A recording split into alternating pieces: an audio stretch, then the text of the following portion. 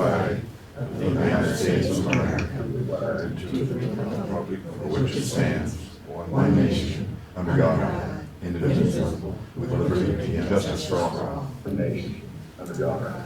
Okay. Now I'll hand it over to Ron Janowski. We'll try to get your sound going, because I know you have several people on Zoom that wanting to watch you. One is your son and one is your brother, and brothers would never heckle you or anything. Maybe you don't want him to be able to hear you, I don't know.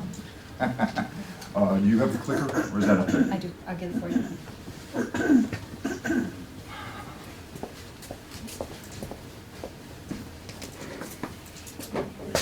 Okay, thank you.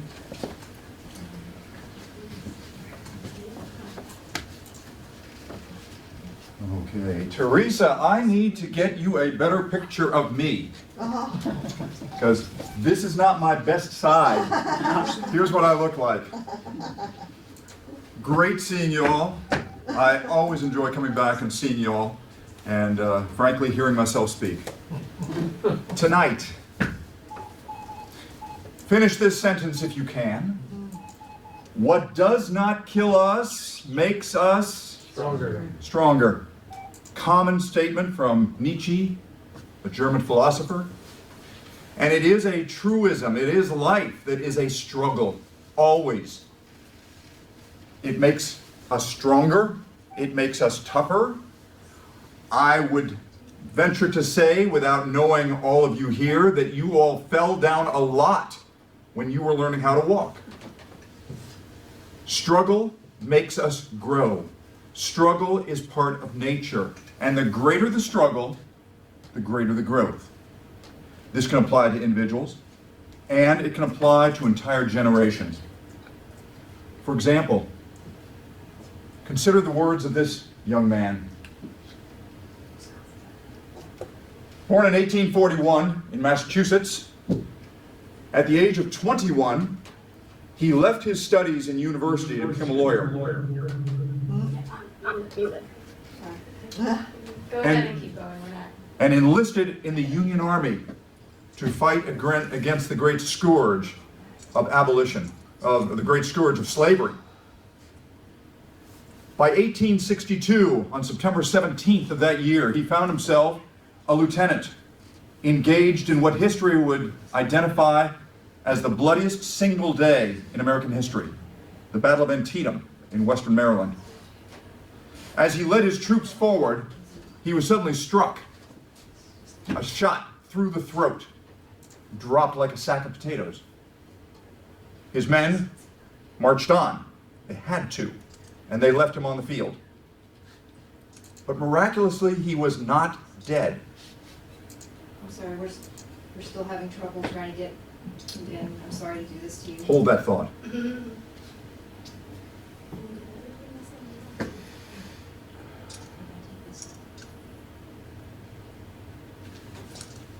How about clicking on this?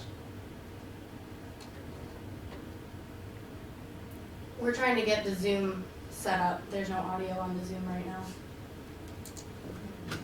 Okay. So how the heck are you guys?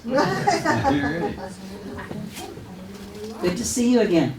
Well, I love being here. And I'm thankful that none of you guys yawn. When I was in high school teaching, I'm sure the kids did it purposely. Some of them in the middle of a presentation would just yawn. Big, open mouth yawn, hoping to get me to yawn. And once I yawned, everybody else yawned, and then the whole presentation was just out the window. Yeah.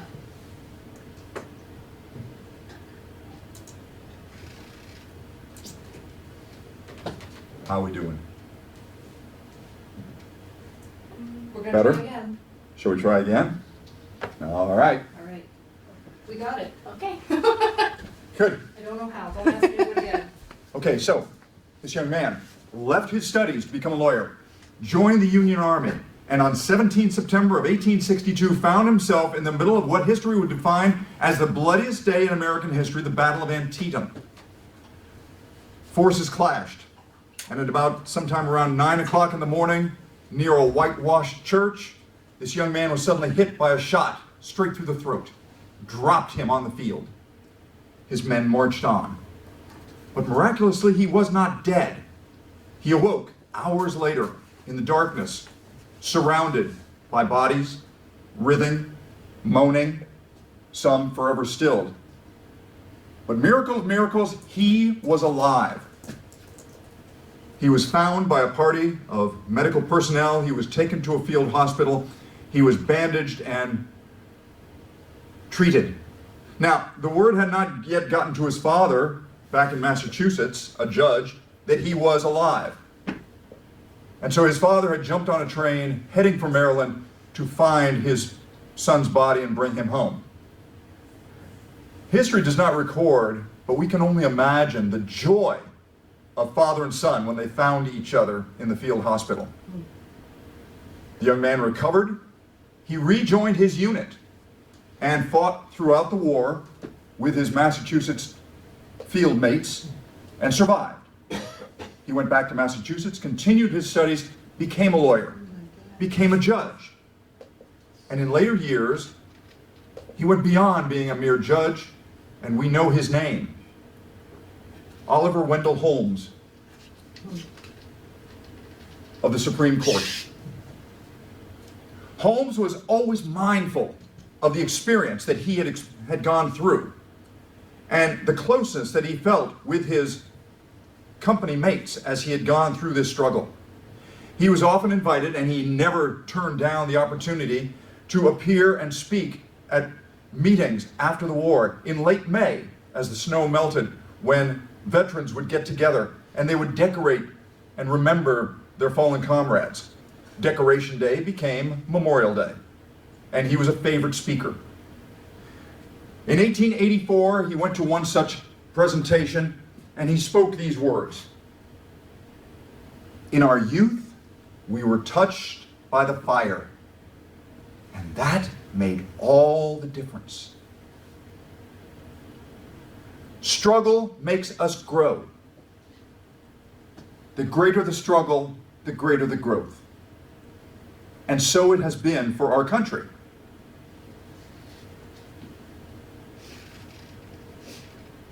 It is akin to the making of steel. Steel is not a naturally occurring element. It is made of parts of iron and nickel and various other items, and put under intense pressure and intense heat until it creates that element, that substance that is the very foundation of our society. This building, the Submarine out front, are built of steel, created under great pressure, great heat.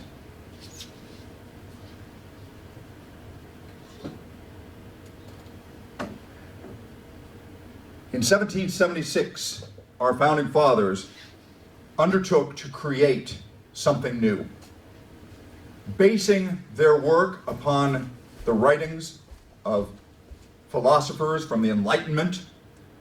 They chose to create a country that did not have a king or a queen or a czar, but a country led and run by the people.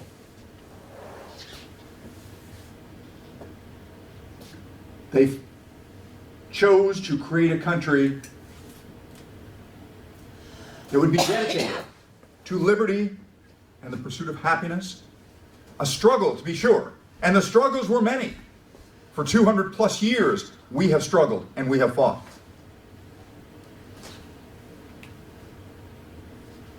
And we still fight on today. But in the beginning, and let us begin at the beginning, we were 13 colonies stretched along the Atlantic coast. Sovereign, independent of one another, but joined by a common goal and by geography to create first a confederation and later a union.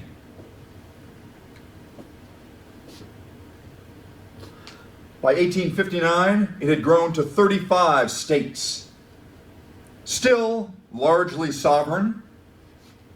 They didn't refer to themselves as singular, the United States is, but the plural, the United States are, because they were still a confederation, a union of separate entities, but joined by a federal government, which established rules and protocols for them to work and live together in harmony.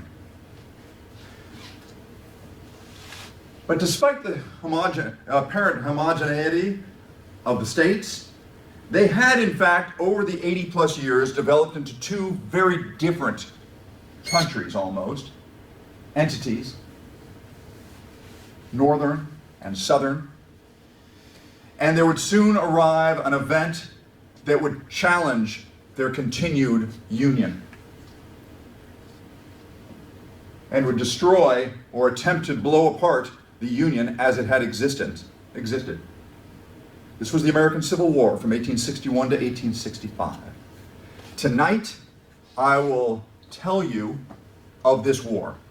I will tell you of the events that led up to this war, the seeds of destruction, as it were, because each step brought them a little closer to the destruction that we know as the Civil War. Now, over the next 2 weeks, the 2 Mondays, I'm going to spend a little less than 2 hours to cover a little more than 80 years. Easy. Yeah, drink of water out of a fire hose. It will be simplistic. I will make blanket statements and blanket comparisons. You will find plenty to sharpshoot me on if you so choose. But what I'm attempting to do is give a general trend to the events that led to the Civil War. The first half is tonight. The second half will be on Halloween. And yes, it may be scary. So with that, let's move on. United States, 1776. 13 colonies, soon to become states, along the eastern seaboard of the continent of North America. There would be a natural growth westward. The land was there, the people were heady with expectations of travel and movement westward. Supported by the twin columns of the Declaration of Independence and the Constitution, the country moved ahead, expanding. In 1787 with the Northwest Territories, including our own Michigan. In the South, land opportunity offered itself and the people moved westward as well. By 1800, our third president, Thomas Jefferson, the same guy who had written those fine words of the Declaration, was approached by a European leader with an opportunity that truly only came once in a lifetime. The leader was Napoleon Bonaparte. Now, Napoleon was in the midst of a great war. We call them today commonly the Napoleonic Wars. Many historians consider it the First World War. France was pitted against Germany, England, Russia for control of Europe. Some of that fighting actually took place on our continent. The French and Indian Wars were an offshoot of that. But Napoleon had expenses. Wars are expensive. You have to outfit your armies. You have to build great ships. And Napoleon needed to barter away whatever he had to raise money. What he did have was land in North America. And he could afford to spare that land in order to raise the money for his armies and navies. And he came to Jefferson and offered him a deal, which Jefferson tentatively took and promptly doubled the size of the United States. The Louisiana Purchase of 1803 added some 828,000 acres, stretching from the Mississippi all the way to the Pacific, for $15 million. Now, you don't have to do the math, I've done it for you. That came out to about $18 an acre. It was a tremendous opportunity. And, surprisingly, Jefferson actually got some criticism for it. They weren't sure that this was a legal thing. But he did, and we gained a huge amount of territory. It raised in the American mind the idea that we could be greater than any nation, in size certainly, than anything comparable short of Russia. We could extend from the Atlantic all the way to the Pacific. It wouldn't be until the 1820s that a name was given to this frame of mind. But it came to be called manifest destiny. That almost mystical belief that Americans would control the entirety of North America, from sea to shining sea. The country would be taken with this and would be driven onward over the next several years to continue expanding and growing. And fate, or luck, or kismet seemed to bear them out. There were struggles, of course, along the way. Within 10 years of the purchase of the Louisiana Purchase, we went back to war with Britain in the War of 1812. It's largely a forgettable war. I would challenge any of you to come up with some great events that occurred during them, although there were a few. It was largely a challenge of the sea, but there were land battles as well. And at one point, in fact, during the war, the British sailed up the Potomac and burned the White House. If you've ever been on a tour of the White House, I understand they still have a wall that has scorch marks on it to remember. One other item that we often hear on memorials, Veterans Day, Memorial Day, is that in 1814, the bombardment of Fort McHenry led to a young lawyer on board a ship to scribble out a poem. He said, "Oh, can you see by the dawn's early light what so proudly we hailed at twilight's last gleaming?" The national anthem, although it wouldn't become the national anthem until 1931, but he brought it back to Baltimore. They set it to, believe it or not, a drinking ditty, a drinking song, and it became very popular. And the Star-Spangled Banner ultimately became our national anthem, and that was an offshoot of the War of 1812. The very fact that we survived the War of 1812 is kind of amazing in itself. The United States was infantile. It was a toddler among nations, and it was going up against the British, one of the greatest powers in the world. We survived, probably largely because the British were occupied elsewhere with Napoleon, but nevertheless, people said, "Ha! We stood up to Napoleon and survived," and the idea of manifest destiny was continued. Some years later, to our south, the country of Mexico had large tracts of land that intruded on the North American continent. I say intruded. That implies that they didn't deserve it. They did. But they had large tracts, and they needed to bring people in to colonize. And they invited people to come in, occupy the land, and improve it. And Americans from the United States came into this land and began farming. By about 1835, they kind of got a hair up there, and they decided to contest the Mexican government.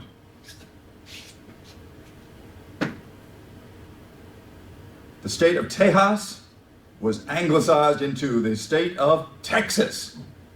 And they fought for their liberty from 1835 to 1836, claiming the very self-same words that Thomas Jefferson had written about our own independence. And they claimed we're doing the same thing, because by God, we're Americans. And they succeeded.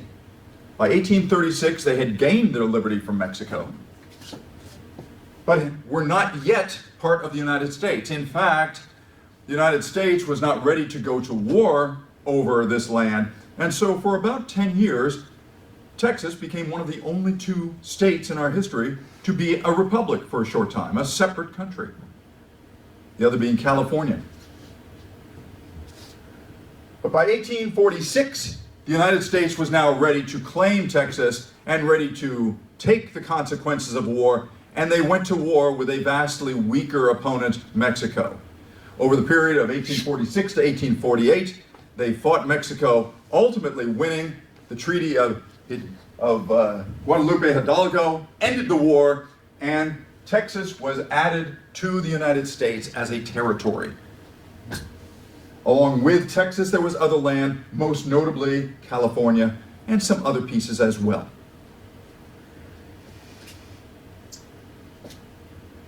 Word of the growth of this country and the idea of manifest destiny drew people from across the ocean, and immigration flooded in from Europe. Numbers, 300,000 per year, roughly the size of Grand Rapids, every year coming into the country. They braved the Atlantic and came in these dinghies, far from the luxurious travel that we face today in aircraft. And they came because they wanted the chance to take part in this great American experiment. And they came for 10 years, 3 million over the 10-year period. So by 1859, the country looked something like this, 35 states, but as I said at the outset, very different in culture, North and South. Let's take a look at the North and the South and compare, because it will have a great bearing on the war to come. We'll look at them across 4 different areas: lifestyle, people, economy, and government. First, lifestyle. The South was blessed with great farming land and temperatures and climate. They grew, and they grew well. As a result, many of the people there remained pretty much as they had been, farmers. Not so much in the North. The North, we get snow. You lose part of the year where you can't farm. And so they took advantage of something that was sweeping the world: the Industrial Revolution. In the 1830s to 1850s, the world was learning how to use mechanics, machines, to make life easier. It was a true revolution in every sense of the word, as they found ways to make life better and faster and easier. And the North became engrossed in that. As they did so, they built factories. The factories would need many people. A lot of those immigrants came in and worked at those factories. They would need to have the homes around them, so they built houses and churches and schools and communities. And as a result, the North developed a great number of cities. In the great cities we know today as Cleveland and Detroit and Pittsburgh. They grew because of the Industrial Revolution and the massive flow of the people coming in. So city in the North, farm in the South. Now the South did have cities as well.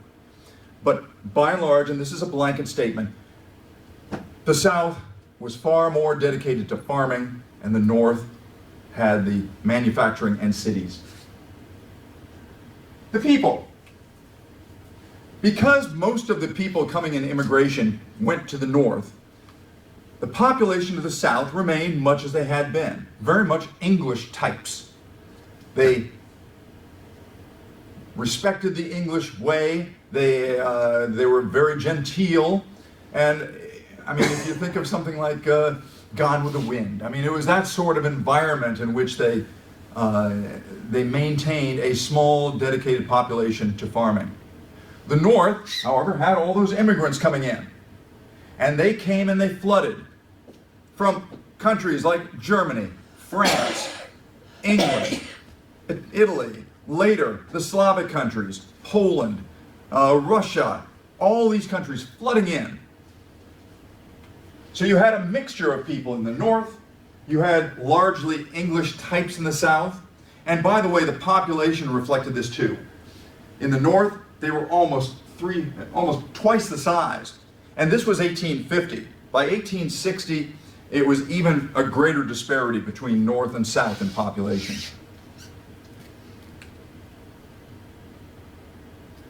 economy.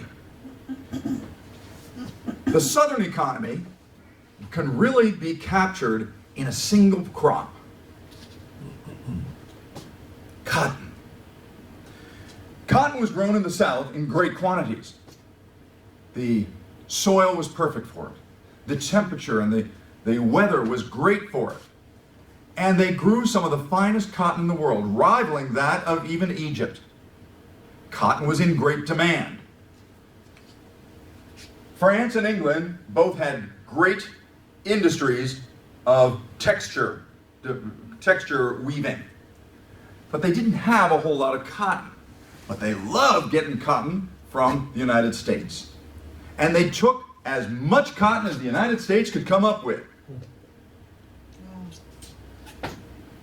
Now, cotton does have a major drawback, but one in which the South had a peculiar institution that could address. For nearly 200 years, slavery had existed in the North American continent. Many Southerners had slaves. A few Northerners had slaves. Cotton was excessively difficult to work with because as it came off the bush, it would have this crusty stem and filled with seeds. To use it properly, you had to pull it apart. Imagine pulling apart a cotton ball, but you've got all the seeds stuck in it. It takes a lot of work. Slaves could do that, but it was incredibly labor intensive. Along comes this guy. This man's name is Eli Whitney. He is a Connecticut inventor, and he's pretty sharp. And he sees this problem going on, and he says, I can fix that. And he comes up with an ingenious device. He calls it his cotton engine, which is later shortened to cotton gin. Not a drink, but an engine. And if you look at this, it kind of gives you a hint as to how this works. You close this top, and you put the cotton in the slot. You turn this crank, and you see this drum, and it has little pins which turn. The pins, you can't really see it, but there's a comb, and the pins go through the comb, dragging the cotton through the comb and the pins, leaving behind the crappy part of the plant, the seeds and the crust, and leaving you with cleaned cotton. Damn! That made life easy. And it did. With Eli Whitney's cotton gin, planters in the South did not have to dedicate half or more of their slaves to pick the stuff and another half to clean it. They could just put a couple of guys on the cotton gin. All the slaves could go out, collect the cotton, bring it in, and just by cranking the heck out of this sucker, they could clean the cotton up, ready for shipping. It was ingenious. It was simple, and it worked. It worked so well, in fact, that the value of cotton skyrocketed in the South. Within 10 years, roughly about the time that the cotton gin first entered use, the value of cotton was about 7% of American exports, about $5 million. By 1810, it had tripled. And by 1860, it represented over half of the American GDP. $191 million of American gross national product came from cotton alone. And guess what percentage it represented to the South? Almost all of it. It was a great boon to the South. They were making money hand over fist. But it had a black lining to it. It made the South heavily dependent upon the slaves. The industry grew so fast that to switch them out, to free the slaves, to hire workers and pay workers to do the same work would have created an enormous crash in the system. And as a result, the South became incredibly dedicated to maintaining and preserving the peculiar institution of slavery.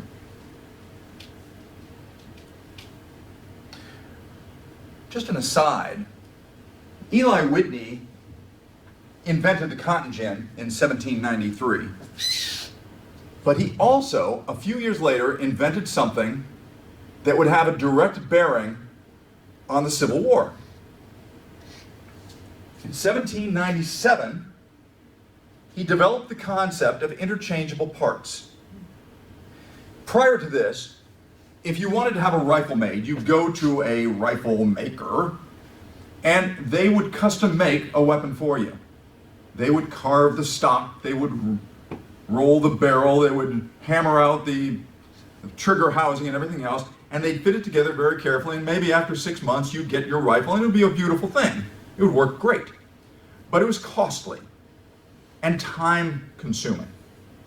Whitney said, why don't we just make everything so that the pieces all are the same? Now, if you want a rifle, you go on in, they pull out a stock, they pull out a trigger, they pull out a barrel, they slap them together, and boom, you've got your rifle. It may not be as tight and as beautiful as the handmade one, but it worked, and it dropped the price and the time tremendously. The concept is still used today in Detroit in making manufactured vehicles. And all manufacturing works on the operation of interchangeable parts. Eli Whitney pioneered that in 1797. Now it's interesting that the cotton gin by Eli Whitney made the South absolutely beholden to slavery. And the interchangeable parts created a northern giant in industry. Oh.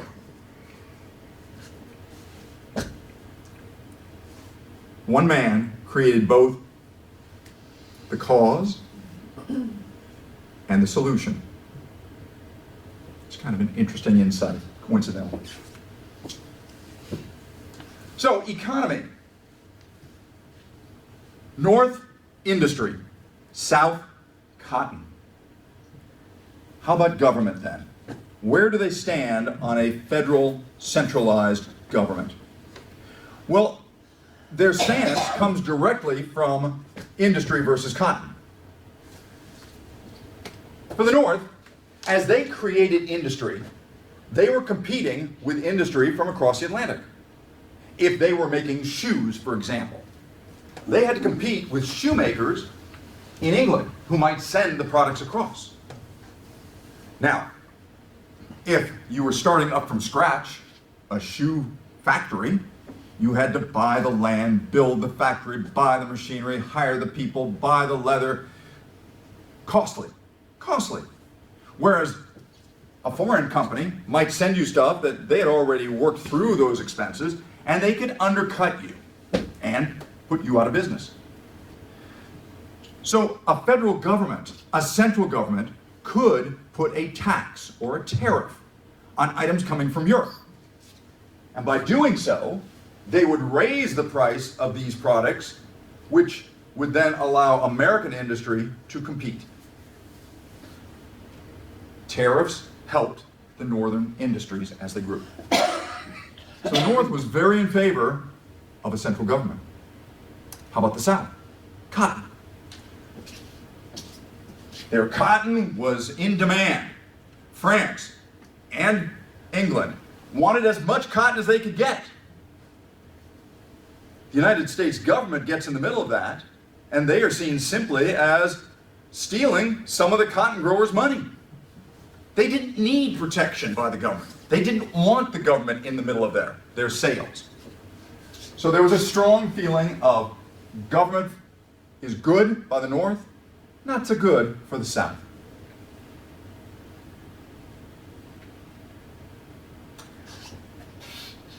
We've danced around the one remaining issue that we really need to talk about. And it's of no surprise, we've already talked about it a little bit, and so had the Americans of that time, and that is slavery. What about slavery? Well, the South obviously had dealt with this question during the writing of the Declaration. The issue came up and was tabled. The writing of the Constitution. The issue came up and it was tabled. It was too controversial. It was too impossible to negotiate a solution between those who wanted to keep and those who didn't want to keep. The South desperately needed to maintain slavery for their cotton production. The North did not. By the mid-1850s, slavery had largely disappeared from the rest of the world.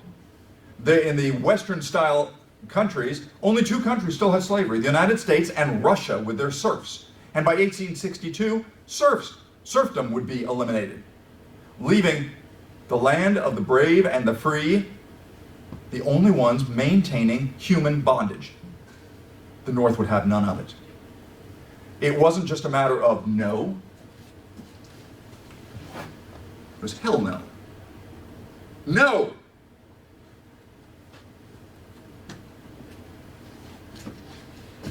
Radicals, zealots, desiring to abolish slavery, made it very clear. They would post pictures of the horrors of slavery.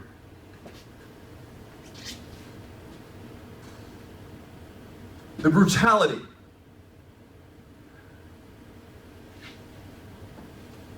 Books were written, like Uncle Tom's Cabin, which empathized with the plight of the poor black slaves held in bondage. And in all cases, it cast the Southerners as evil, and the Northerners as simply desiring to do what is best for humanity.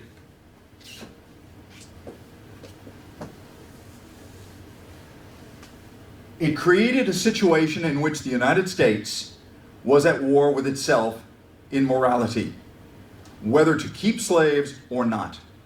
The South said, we were formed as separate entities, sovereign entities, and it is to be left to us to decide. Slavery is not mentioned in the Constitution, nor the Declaration, and so it falls under that 10th Amendment. What is not in the Constitution for the government to ponder must be left to the state. So the state said, leave it to us. We will decide. After all, you've got nothing to lose. If slavery goes away, we are the ones who will suffer, the South said, by losing our economy. You will still have your industry. And the North said, no, it is not right. And they demanded that it be swept away. Slavery became an issue that was impossible to negotiate. You can't be a little bit for or against slavery. You might as well say you're a little bit pregnant or not. It is impossible to be for or against, or it's impossible to be somewhere in between. Now the Constitution lays out that the decisions of the federal government are controlled by the mass of states, North and South, or on any given issue, creating a balance between the two. And this would play out over the next several years leading up to the Civil War. The states would go back and forth. The managers, the representatives, and senators from each state would go back and forth within the halls of Congress to balance their votes, their statements, what they wanted to do in order to balance or pass laws. As long as the scales remained balanced, neither side had an advantage. But the South was at a great disadvantage. There was a growing dissatisfaction with slavery throughout the Union, North and South. And there was a desire to pass laws to abolish it. So the South fought hard to try to maintain their control, at least to balance against those wanting to abolish slavery. It created a scale, a slide that the United States would follow from the late 1700s all the way up till 1860. Certainly, the cotton gin established cotton and slavery as an absolute necessity for the South. And for many years, they went back and forth within the halls of Congress, but it wasn't until 1820 that the first serious issue arose with the Missouri Compromise. The states of Missouri and Maine were prepared to enter the Union. Now, certainly, Maine is an easy one.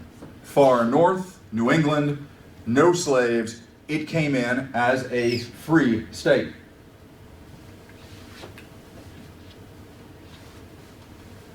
Missouri was a different matter. There were many slave-owning families in Missouri. And the South absolutely needed Missouri to balance against the entry of Maine as a new state. And in fact, in 1820, Missouri did enter as a slave state. But there was a poison pill of sorts that was appended to the Missouri Compromise. Along with the addition of Missouri as a slave state, an imaginary line was established running across the United States from the southern border of Missouri all the way to the Pacific. And what it said was any state entering from below this line could be slave. Anything above must be free. And a quick look shows the disparity of sizes. You remember the Louisiana Purchase. This land was already claimed as part of the United States. It was definitely going to be managed into states at some point, and they would most certainly, according to this line, primarily come in free. This other territory was still in contest, but it was far smaller. It would create a problem that the Missouri Compromise did not solve. And it was evident to all. After the passage of the Missouri Compromise, a former president,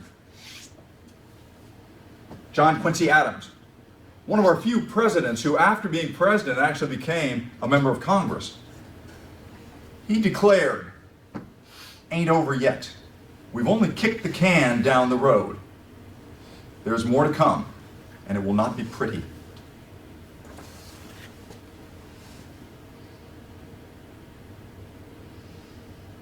And that's where we're going to pick up next week. Oh. What questions do you have tonight? It gets really good next week. Questions?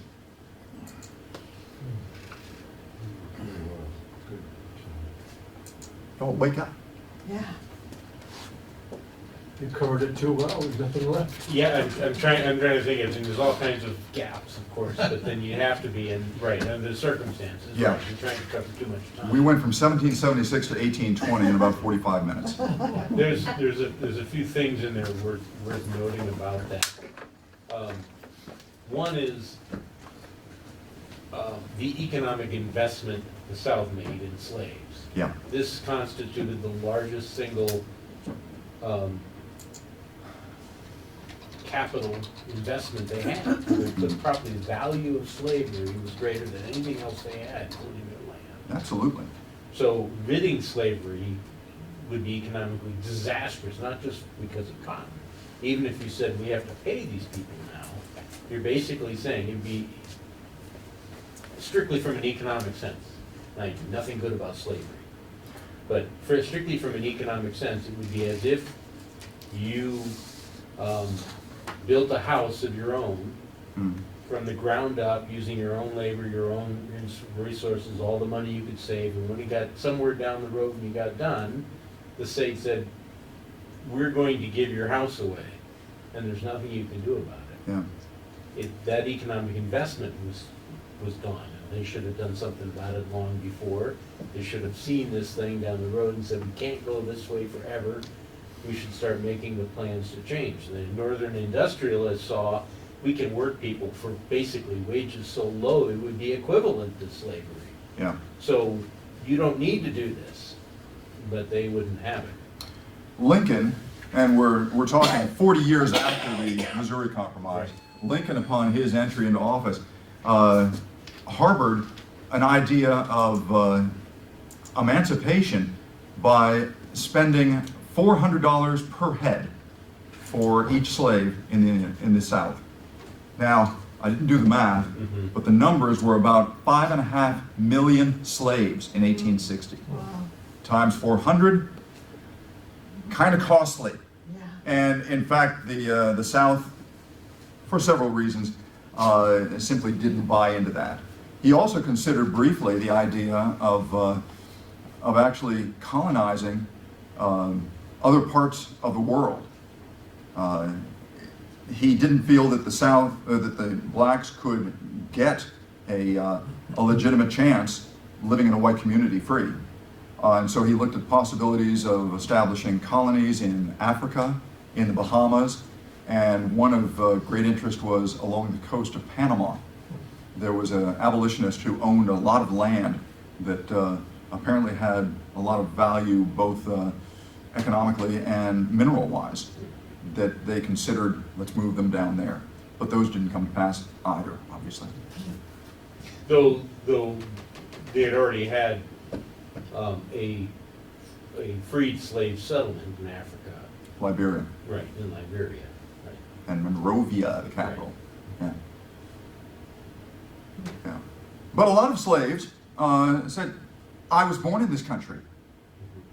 Don't want to leave. Yeah. Why should I go to Africa? I've never been to Africa. I grew up in wherever, Virginia, Louisiana, whatever. This is my country. A tough nut. Yeah, I don't want to oversimplify. I mean, if you're going to make an oversimplification, it's end slavery. And that's where you have to go. The rest of it's a lot of hard work. Tremendous. I won't actually get to that next week. I stopped with the election of Lincoln. Okay. But I've given other presentations in which I address the challenges of the emancipation and what Lincoln did and how he chose to shift what was widely accepted to retain the Union into what was widely lambasted, and that was elimination of slavery.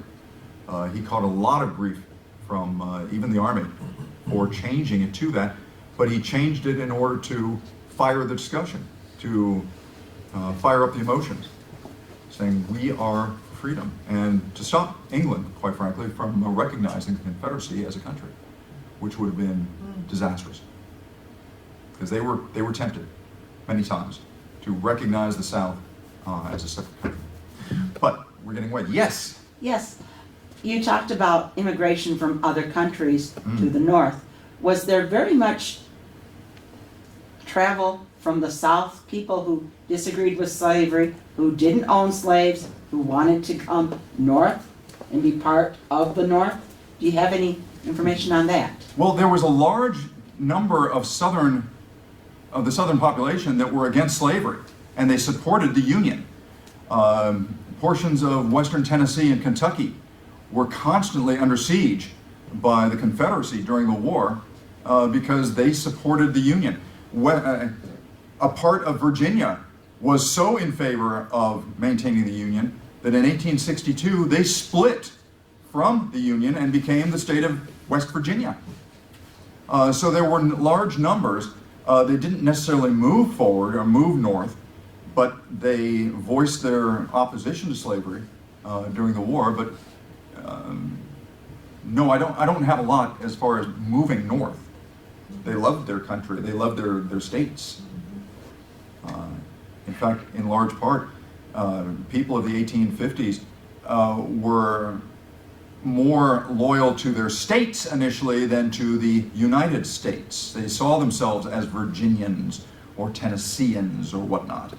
And so to leave because of slavery, not likely, but no, I don't have specifics on that. Thank you. Yeah.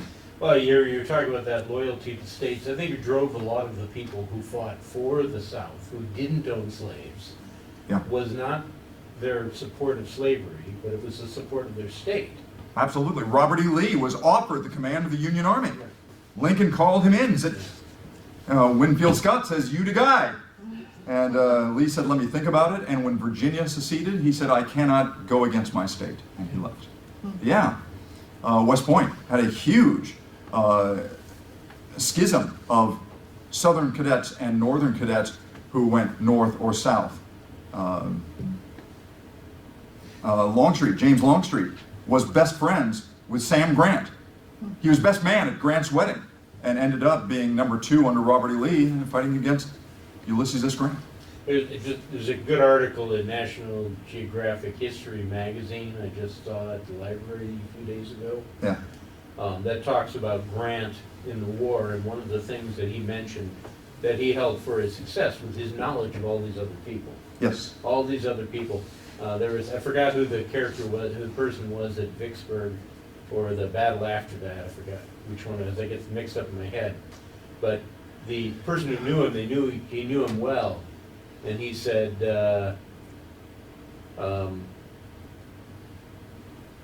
if I had been in command at Vicksburg, you wouldn't have taken me so easily. And he said, if you had been in command at Vicksburg, I wouldn't have attacked you the way I did. You know? Teresa mentioned, I have given a presentation on West Point at War. And many of the early characters are West Pointers who knew one another in the 1840s and 50s, who fought side by side during the Mexican-American War and later fought opposing each other during the Civil War. And it's heartbreaking, some of it. Absolutely heartbreaking. These people who knew one another so well. On the other hand, Lee was considered too old and infirm and indecisive to lead the Confederate Army, according to George McClellan. George McClellan said, "Hey, I'm glad that Johnston has been wounded and Lee is going to take his place because Lee is going to be a pushover." I think not. Anyway, Right. lots of stuff to talk about. Other questions? Well, I certainly hope you come Anybody back in next Zoom week. have one? You can type them or unmute yourself. Anybody out there got one?